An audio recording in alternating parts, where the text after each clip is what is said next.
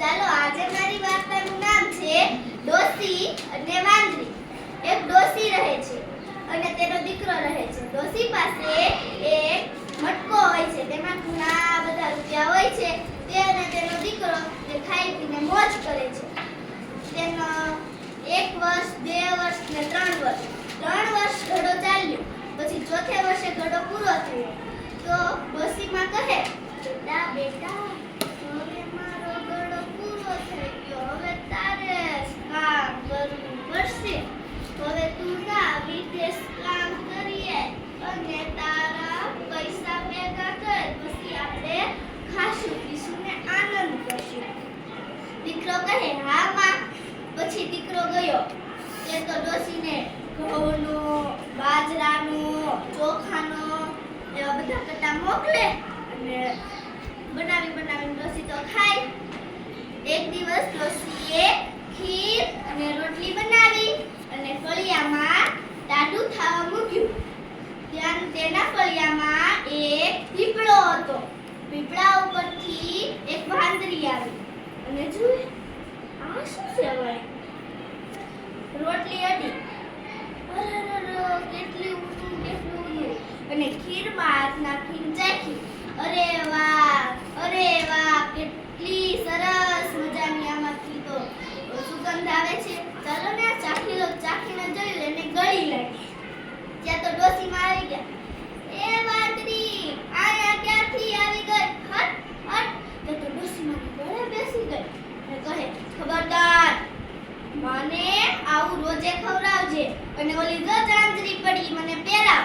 ડોસીમાએ તો ડરતા જે કીધું ઈ કર્યું ને પાછી તો ખીર રોટલી ખાઈને વઈ ગઈ ને જાતા કહેતી ગઈ, મને કેમ બોલાવવાની ખબર? પીપળાના પાન જેવી પાતળી, સોપારીના સોટા જેવી સાંકડી. આય મારી વાંદરી આવ. પછી હું છમ કરતી આવે. એક દિવસ બીજે દિવસે તેને ખીર બનાવી અને રોટલી આપી અને કહે, પીપળાના પાન જેવી પાતળી, સોપારીના સોટા જેવી સાંકળી. આય મારી વાંદરી આવ. તો છમ કરતી ક્યાં બેસું? ત્યાં પથરા ઉપર બેસી જા. પથરા ઉપર બેસી ખીર રોટલી ખાઈને કઈ નીકળી જાય. આવું તો રોજ ચાલતું રહ્યું. ડોસીમાં તો હાવ ગળી ગયા, લાકડી જેવા થઈ ખાટલામાં સૂતા રહી. ત્યારે એક દિવસ તેનો દીકરો તેને મળવા આવ્યો અને માને કહે, માં તમે આવા કેમ થઈ ગયા? મેં તો તમને કઈ મોકલાવ્યું છે, તમે તો કઈ ખાતા જ નથી એવું લાગે છે. માં કહે, એવું નથી, એક વાંદરી હળી ગઈ છે. એ મને કઈ ખાવા નથી દેતી ને પોતે બધું જ ખાઈ જાય છે. કે એક મિનિટ, આ પથરા ઉપર બેસે છે તે કે આ પથરા ઉપર બેસે છે? માં કહે, આ પથરા ઉપર બેસે છે. તે કે આ ધગાવી દો. અને પછી કહે, તમારી વાંદરીને ખીર રોટલી કરીને બોલાવો. ખીર રોટલી કરી ડોસીમાએ અને વાંદરીને બોલાવો. પીપળાના પાન જેવી પાતળ, સોપારીના સોટા જેવી પાતળ. આવ મારી વાંદરી આવ. તે તો છમ કરતી આવી. ક્યાં બેસું? આ પથરા ઉપર બેસી જા.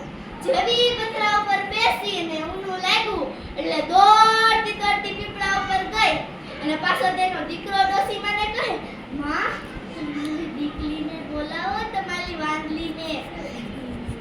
માં કહે, પીપળાના પાન જેવી પાતળી, સોપારીના સોટા જેવી સાંકડી. આય મારી વાંદરી એ. હવે હું આવું